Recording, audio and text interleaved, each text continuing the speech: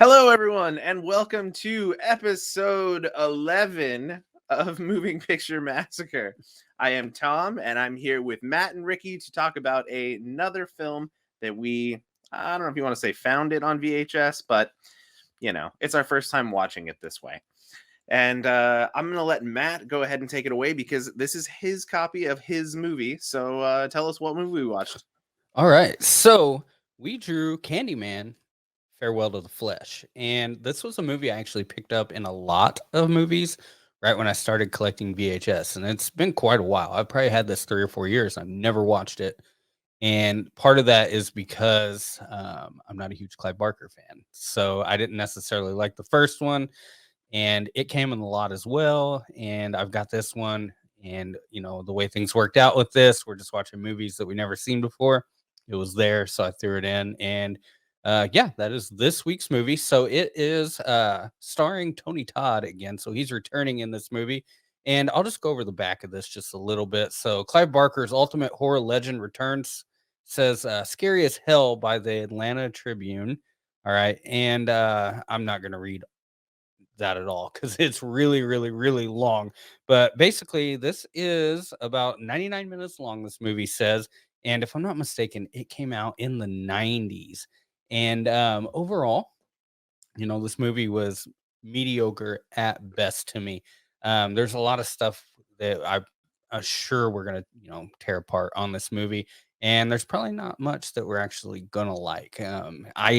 For myself, throwing this in as my movie, I'm probably gonna be pretty critical with it when it comes to certain things. But overall, I didn't like this movie. Do you want me to actually just read the back of this? It's really, really long. Okay. I changed my mind. I'm going to read the back of this now. So, Clive Barker's atmospheric tale of nerve-shredding terror continues as the original Candyman, Tony Todd, takes up where he left off in a film hailed by critics as blood-curdling and richer and scarier than the original. The legend and the horror began a century ago when the Candyman was mutilated by an angry crowd and stung to death by bees. Now I'm in the midst of New Orleans' wild Mardi Gras celebration. He is back, a hook for a hand to destroy the descendants of those who destroyed him. And this time there will be hell to pay. For Annie Tarrant, a New Orleans school teacher, the Candyman is more than a legend whispered by her pupils. Years ago, her father was gruesomely murdered, and rumors said he was killed by the Candyman. She shrugs off the gossip until she hears a voice calling her to be my victim. Her past just caught up with her future. As the Candyman unleashes his fury on the new generation, their darkest nightmare is waiting just behind the surface of the nearest mirror. All they have to do is repeat his name, Candyman, Candyman, Candyman, Candyman. And they stop at 4 on that. So that that's why I didn't want to read that. That is an extremely long description, and it really did give a lot away there. So but that's the gist of this VHS, this movie.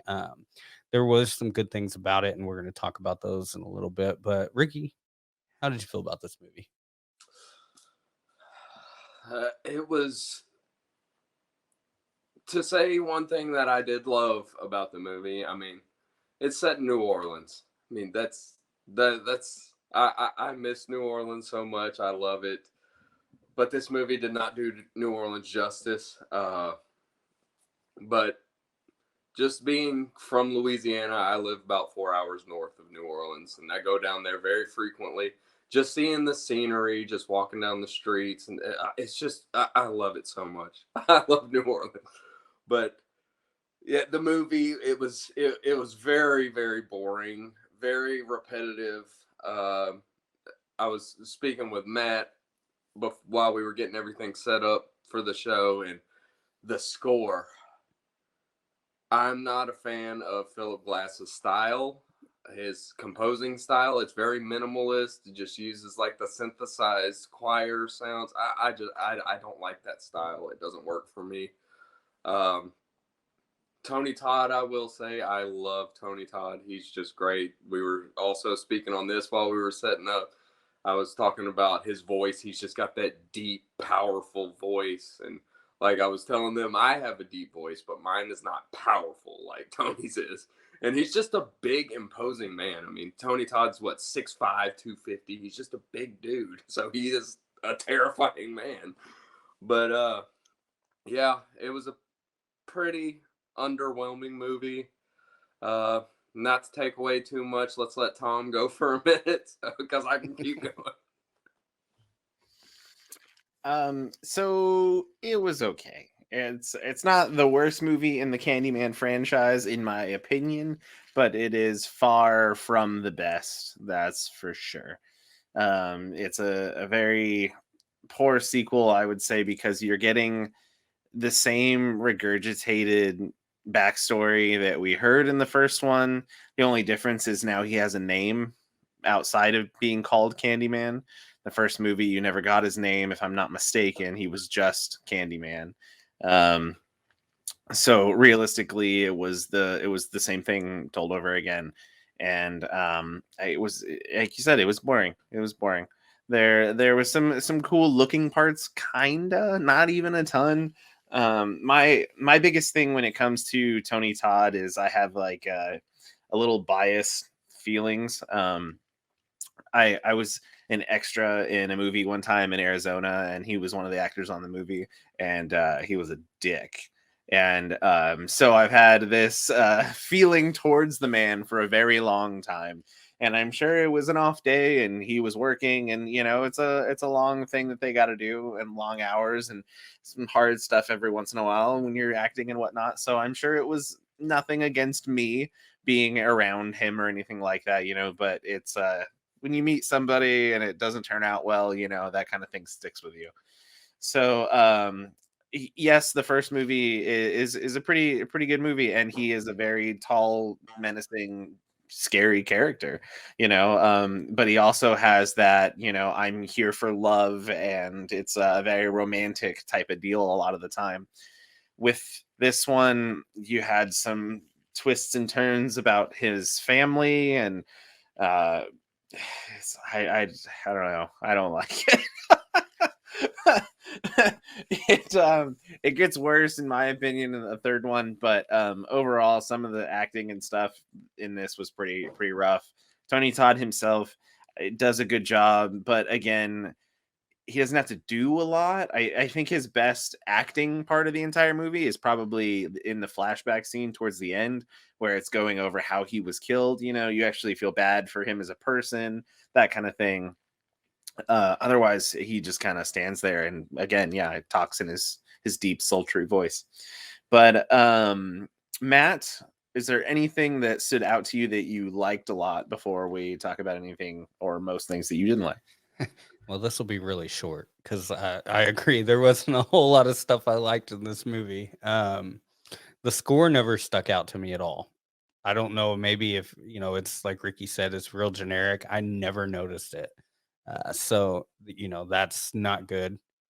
Good scores stick out. You remember them, kind of like Star Wars, Jurassic Park, stuff like that. But this one, it didn't at all. Tony Todd, I thought, did a good job acting in this. And I do appreciate that he keeps coming back for these movies, even, as bad as they get. I think he gives it his all. He's into the character, and I appreciate that. So I can't really see, I guess, anyone else playing Candyman. Um, I did like the flashback, like certain aspects of it. I liked getting the story. I liked being able to see it happen. I hated how it was filmed. I hated the CGI in it, if that makes sense. So it was kind of like a double-edged sword there. I was like, this is kind of cool, but it could have been done better. And then, kill wise, I think there might have been one that I was like really thrilled on, and it was the boyfriend or the husband or whatever he was when he like lifts him up and, basically just like runs the thing up through him. That was kind of cool. And then after that, things got extremely repetitive. And I didn't enjoy anything else. Maybe the bee kill when he like opens up his jacket and they just like fly on that guy and they do the stinging and they throws him through the wall. I thought that was kind of cool too. But yeah, like I was saying, it's just a lot of boring, repetitive things repeated over and over again that is accompanied with more things that they throw in that's stupid. So yeah, that's about it. I mean, I'm ready to start talking about the bad.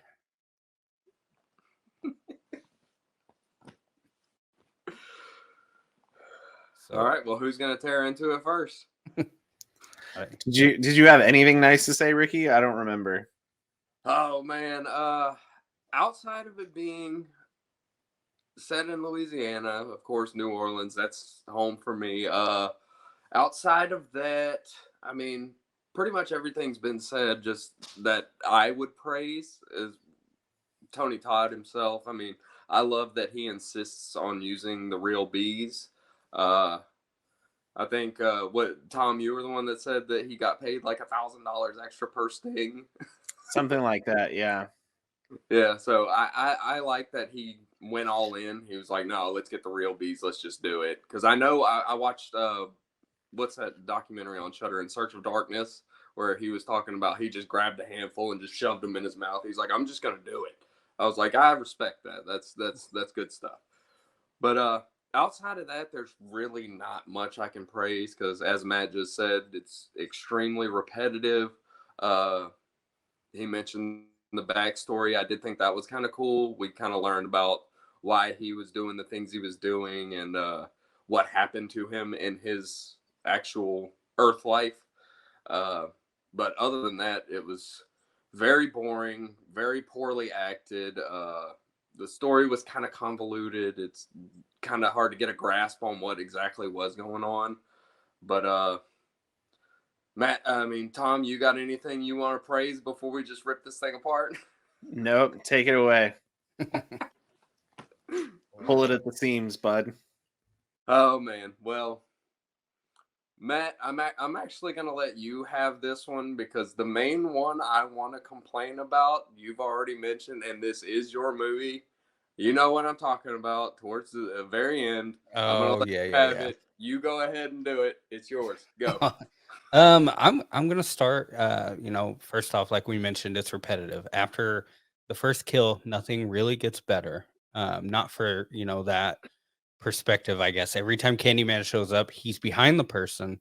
He's got the hook draped over their neck, but then he runs the doll part through their stomach every time, or through their back that pops out their stomach. And after a while, it gets kind of repetitive. Like this man's got a hook for a hand, and he can't like grab someone running away by the throat or up through the head or through the shoulder blade and rip. I mean, there was all kinds of times when something would have been really cool. I mean, even across the throat would have been really cool, and we never got any of that. It was the same thing over and over and over again. And I think there was one, and I'll let Ricky, I think I know which one he's talking about, but the majority of these are just it's the same thing over and over again. And after a while, it's like, okay, he's back again. He's going to show up behind him. He's going to ram the dull side of his hook through their stomach. And yeah, but I didn't like that. I thought that there was a lot of creativeness that could have been used in these scenes, and they weren't. I also, I, I hated the mirror, the whole little story about the mirror at the end of this because I kept thinking back to the first movie, and it was in a different state, like a city, and not even close to where they're at. And now looking at it, it's like there's some continuity issues here because those people could have never stopped him. It always had to go home, and it never did in that movie, as far as I remember. So I hated how silly that was. It was just like his soul is stuck in this mirror, and all I got to do is break it to break the curse. That was dumb. Um, and then I know it's Ricky's talking about. There's a part in this movie, and it's in the flashback, and you're watching it, and they cover him in honey, right? And after they cut his arm off, which probably should have killed him, it should have sent him into shock. I think he should have bled out and died right then.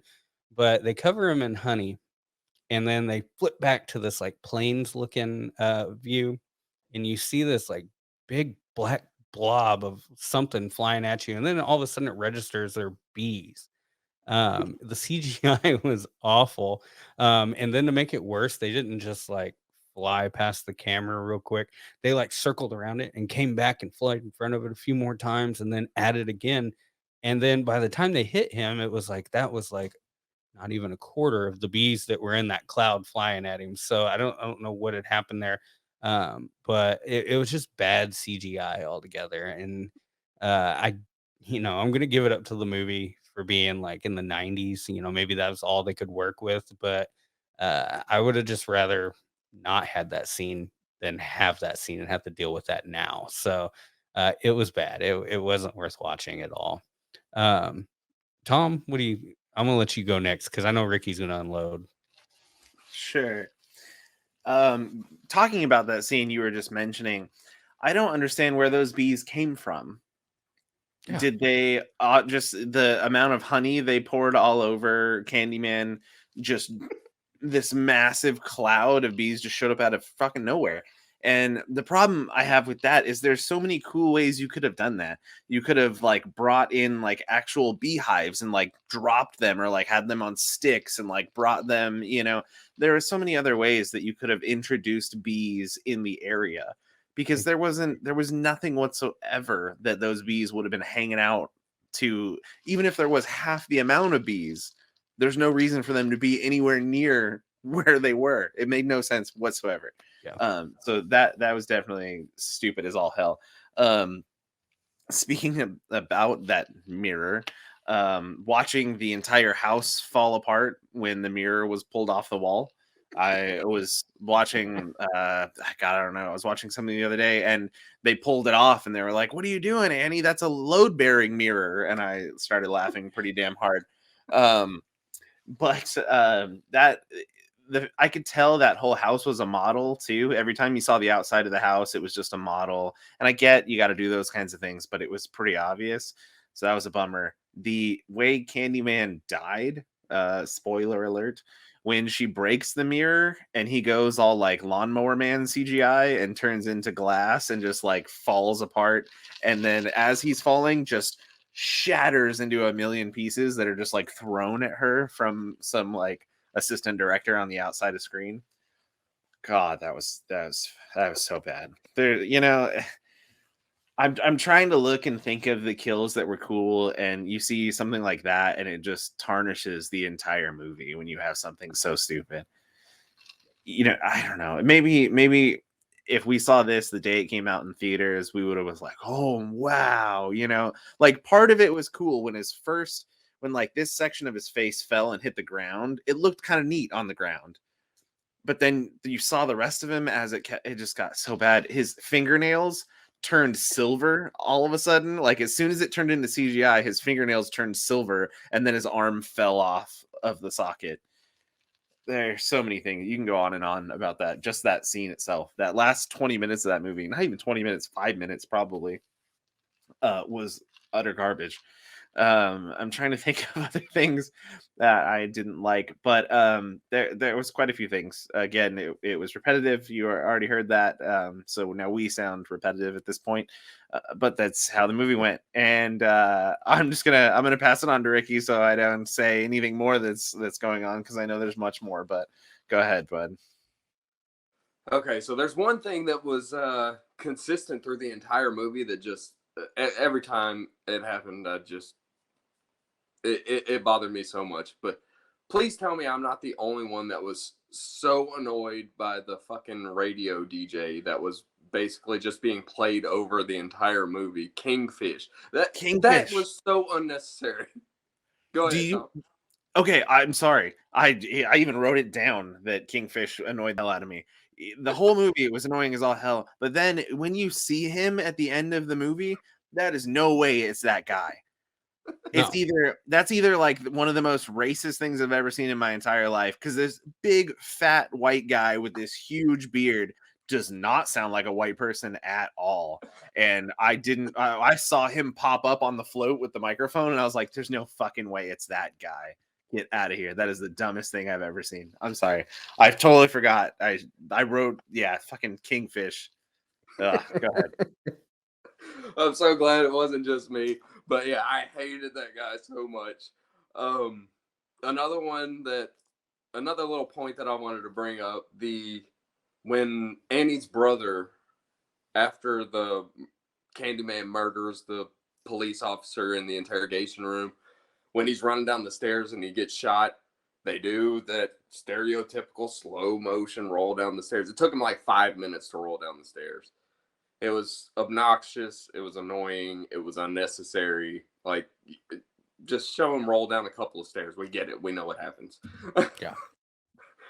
Um, I'm pretty sure the only comic relief we got throughout the whole movie, this is another thing I wrote down, was this was kind of towards the beginning when Annie goes over to her mother's house and she's got the alarm going off and she answers the phone and it's the alarm company and she's complaining about their response time and she's like, a code word? Yeah, I got a code word for you. How about dickhead? That was pretty much the only comic relief we got through the whole movie. Um, I like how but her mom just casually mentions she has cancer in the yeah, beginning of the movie, and it just kind of is like, yeah, all right, and it's never like a used as like a sad thing or anything, and he's just kind of like, huh, well, I got this going on, and it just keeps going, and I'm just like, why even bring it up? Why even make it a plot point if it's not gonna like tug at your heartstrings or be something going forward? I thought that was weird. Yeah. Like Tommy Wiseau in The Room with the old lady who has cancer and they never bring it back up. A big plot twist. that point, the whole her having cancer thing kind of brought me back to Psychomania, because like in Psychomania they had that his father's room and then they never talk about it again. It was just that one scene and then it's done. It's like, why would you even bring that up if you're not going to make it a part of the movie? It's You never explained anything about it. Like, that's just poor writing. It's like, yeah, we're going to make this a thing, and then like the next scene you change your mind. It doesn't make sense. But that's about all I got. Matt, you want to throw anything in there? Yeah, I forgot about something that really annoyed me at the end. The fact that she like drags that student with her through the window into the like very, very dangerous house. I was already like, okay, this is weird. But when they're all like Annie, and there's like seven of them now, in the matter of like 10 minutes. It's like, where did they all come from? They're like the Lost Boys trying to help Peter Pan fight Hook at the end of the movie. And it's funny because Candyman has a hook, and that's just kind of, what popped into my mind there. But it was like her whole, like, I don't know if she taught a special ed class or just like a class of misfits or what, but they were all in this house trying to help her. Now I was like, this is a little silly. And then they never really explain why the one kid was having nightmares. At least I don't remember it. The one who was painting and drawing him all the time. His dad was a pastor and had no idea that his son was even going through this kind of stuff. They never explained why he could see Candyman. And I don't know. I feel like that was another one of those plot twists. Like they should have answered those questions. That kid should have had some sort of closure, I guess, by the end of the movie, other than just wanting to see him. Mhm. And that kind of bothered me a little bit too. Um, but yeah, I mean, we could probably go on all day, especially if we watch this movie again, which I know no one really wants to do. Um, and there wasn't a lot of good in it. Just watch the first one of these, the whole franchise, and then according to like what Tom says about the one after this, you could just stop after the first one and be fine. And you could take our word on the second one. This is a movie that you probably want to see unless you're just, really into bad movies. But yeah, go ahead, Tom. I was gonna say when you were talking about how the kids were like there for her at the end, and they're like Annie, Annie. Um, what teacher lets you call them by your first name? Yeah, Like early on in the movie, she's in her classroom, and one of the girls goes, "Hey Annie," and she's like painting on a mirror. And I was like, "Wait, she's the teacher?" And they're just yelling at her by her first name. I was like, any teacher anywhere would look at you and go, fucking excuse me? What did you say? No teacher lets that happen. I don't care no, what kind of class you teach. That is not how it works. So that was something that you reminded me of. And one thing, um, a, a quote that Candyman says towards the end of the movie when they're going over his backstory and they're looking at the mirror and stuff. He says, "Your cradle will be your grave," to Annie. And I was trying to understand what the hell that meant, and I don't get it. It doesn't make any sense to me. Is he referring to her child, like the child that she's pregnant with? Is that going to kill her? Or like I did not understand that whatsoever. Do either of you guys have any input on that sentence? no. It's got to mean something probably beyond what we're putting thought into. You remember the DMX movie? They had Cradle to the Grave. So I mean, maybe that's just, the title of the movie, like when you're born until you're dead. But I don't know. I really don't know. Yeah. But yeah, I do remember that now. I didn't put a whole lot of thought into that though, I don't think. Yeah, I think I was 2 drinks in at that point in the movie, and he said it, and I went, "What the fuck does that mean?" And it made me laugh because I just didn't get what he was trying to go for at that point at all. Um, yeah, I, I would say that in the Candyman franchise, watching the first movie and watching actually is it 2021, I believe, was the newest movie. I don't I don't know what you would call that one. It feels like a direct sequel to the first one, in my opinion, or almost like a reimagining to the first one, because when you watch the newest one and then watch the very first one, it ties a lot of things together. So to me, it kind of seems like a direct sequel to that. But I'm not 100% sure what they marketed as, to be honest with you. But those are the only two I feel like you need to watch in this franchise whatsoever. The latest Scream movie actually coined those as requels. Requel. Yes. It's like a What on earth? reimagining sequel, a requel. Okay. So would you put the Netflix Texas Chainsaw Massacre in the same boat? I think so. Because it is technically a direct sequel of the first one, but it's such a long time from now, it's considered a reimagining. Mm-hmm. Yeah, because if there's already a second movie, but you're not counting that one, then it would be a reimagining of this first sequel. Yeah. It's really confusing. Yeah, I do But hate it. Yeah. Yeah. It sounds good though, a requel. But yeah, when you put a lot of thought into it, you're like, oh, what have they done to me? Why have I spent this much time thinking about this already? That's a horror franchise for you. Yes, you're right. Yeah. I sat there and I rewatched all the Texas Chainsaw Massacre movies probably in the last, I don't know, like 2 months. I kind of went through them again, and I tried to do them in, like, I can't say chronological order, but in storyline order, which involved me rewatching the first one multiple times, which, is fine. It is the best one still. But trying to keep track exactly which one refers to what and what doesn't, and what rewrites over this one, it's just as bad as the Halloween franchise, realistically. I don't know. I was trying to think the other day, this is totally off topic completely, but what has the longest amount, like the longest runtime of sequels, and is as true to them the entire time? And I honestly think it's the Chucky series, or Chucky franchise, if you don't count the newest remake. If you count from the very first movie all the way through the TV show, because the TV show is actually canon to the original series of movies. And if you just take out that Aubrey Plaza Mark Hamill remake, then I think it's the longest running straight storyline that actually makes sense. If you look at Friday the 13th, they're all Jason, but the way things work, yeah, it stops at a certain point. They just don't make sense anymore. But Yeah. What about the Leprechaun franchise? that is a solid point. There's what, like, There's like 8 of those. I was gonna say 7 or 8. Yeah. Yeah. There's like 12 Puppet Masters. That's true. Shit. Oh, they're They're all actually little people.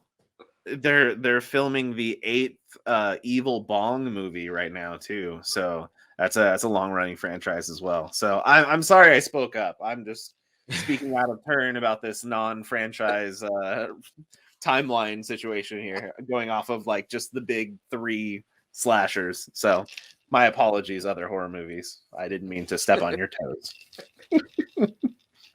We had to do that. We had to find all this out for an episode one day. Yeah. Well, we'll break down like the longest running continuity wise like franchise, and just do an episode about that and how so many other ones are so bad. Yeah. Leprechaun did go in space. Yeah, the fourth one. He showed up to a guy's penis. You realize how many things have gone in space? Jason went in space. Hellraiser went in space. Leprechaun went in space.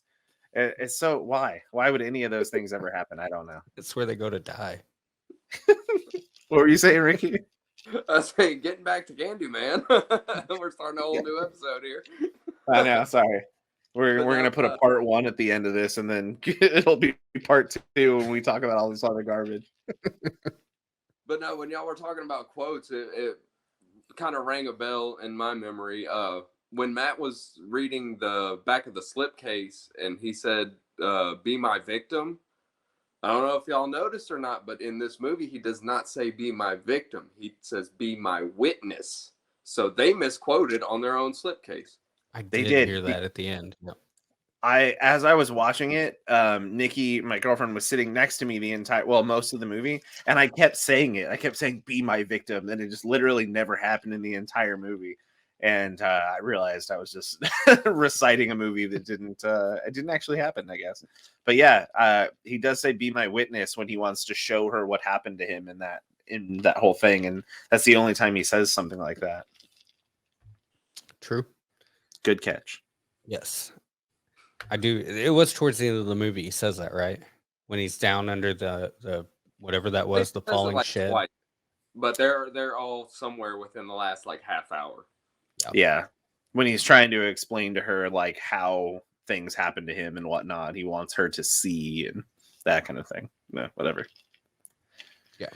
Does anyone have anything else to say before I wrap this up and then do that fun little spin thing on our next movie? We got to do our star ratings. Yes, we do, Ricky. This is why I keep you guys around, because I drink too much and don't know what I'm doing on this show. So, Ricky, since you're piping in, Pied Piper, you're going to go first.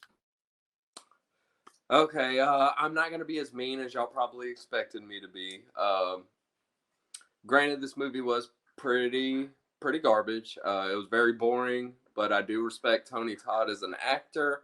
I do respect that he wants to use real bees. So I also respect that it was set in New Orleans, which is close to home for me. So I am going to graciously give it a 2. Matt? Part of me was leaning towards 2, and the other part of me is like, it's a 1. I'm gonna go 1.5, right in the middle. I don't have a whole lot of good stuff to say about it. It was pretty boring. It took me 2 days to watch this movie. I had to rewind it last night. Yeah, I was telling Ricky I was watching it, and then all of a sudden I woke up an hour later, and I was like, oh crap! I got to rewatch all this again tomorrow because I'm going to bed now. So I mean, it literally bored me to sleep last night. Ouch. Yeah. Tom, what's your rating? My gosh. I don't know if I can give it a 1.5. That's low. What did you give it, Ricky? My computer was dying and I had to. You gave it a 2, just a little bit better than me. Yeah. Okay. And you gave Psychomania what, a 1? Yes.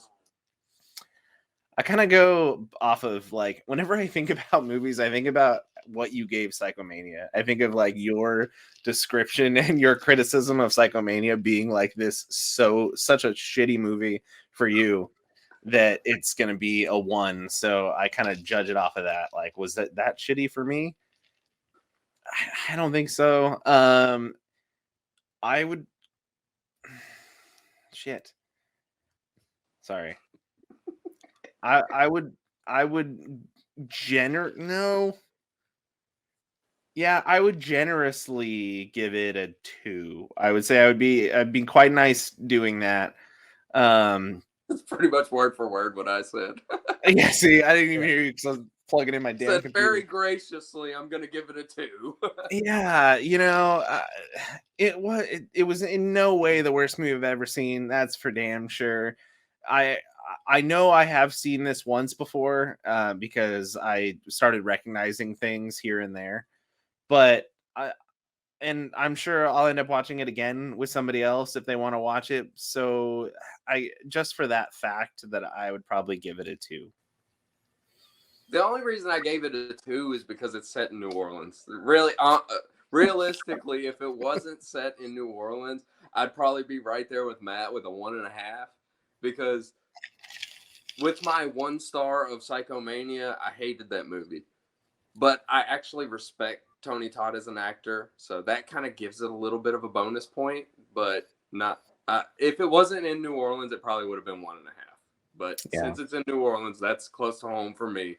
It got a 2, very generously. This will probably be like the movie where I'm like, well, it's not as bad as Candyman to me now. Like I have like, this, whereas Ricky has Psychomania, because I didn't hate Psychomania. Like I didn't like it by any means, but I at least got some laughs out of it. And this, I'm just like kind of too serious to laugh at, and it still sucks. So this is my Psychomania, Ricky. Glad I set the bar. Yes. I love that. I'm trying to think of the movie I gave the lowest rating to, what my Psychomania is at this point. I'll have to go back and watch. What's the worst movie we watched? This one. This one. It might be the lowest I've given. I think a 2. I think I've given a 2 before. So this Nightmare might not in be. Wax. I think I enjoyed that more. That was before the star rating, though. We didn't bring in the star rating until Psychomania, so we didn't give a star rating on Nightmare in Wax. That's true. That's true. Anyways, if you want to watch the second movie out of the 3 Candyman movies before they took a 10 or 20 year break before the newest Jordan Peele requel, as you call it, go ahead and watch it. Tell us what you think. I would love to hear if you guys liked it. I know there are people out there in the world that do like that movie. There's somehow people in the world that like the third movie. I don't understand how. So I would like you to come and tell us how. I liked the first movie. I do like that movie quite a bit, and I liked the remake a lot because I thought they tied in really well together. I thought it was a real good job. I saw it in theaters at the end of last year, I feel like it was, but I do like it. The next 2 are just not so great. So what we're gonna do now for episode 12 is spin this sweet little wheel. I actually updated it by putting in episode 12 at the top, which I didn't do last time. And I removed Candyman just as we were talking, because otherwise it might pick it again, and we don't want to do that. So again, I'm going to push the button, but then hide the results until it gets there, so you guys don't notice all of our movies. What is that, Ricky? I'm pretty sure that's yours. Oh, yes. This is the one I've been waiting for. Oh, God. It's the Sean Connery movie. We are going to watch Outland, which is a sci-fi Sean Connery movie that none of us have any idea what it's about, and it looks fantastic. So excited. If you thought Psychomania was the worst thing we've done on this show, just wait till next week-ish or so when we do that. We will have a couple videos leading up to that, I'm sure. Ricky just bought how many tapes? I did not count, but they estimated, the people that I bought from estimated it's somewhere between 12 and 1,300 tapes. 1,300 just the other day. So we're going to put something together showing off some of those tapes and the train wreck of a living room that he had once he brought all those back. I will be going to Texas in the next couple of days and hopefully visiting quite a few different Texas Chainsaw Massacre filming sites from the first movie all the way up to the 2003 movie. I did see that the house in the 2003 movie, the remake and the prequel to the remake, is a working farm that people live on, and they are not fans of people showing up at their doorstep. So if I get shot in Texas, and this is my last episode, thanks for hanging out. And if we don't have any more episodes, then make sure you subscribe to the channel so you can support my corpse. and like all these videos.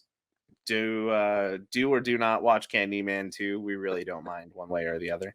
We appreciate you guys, and we will see you in a week or two, or maybe, who knows when. Thank you so much.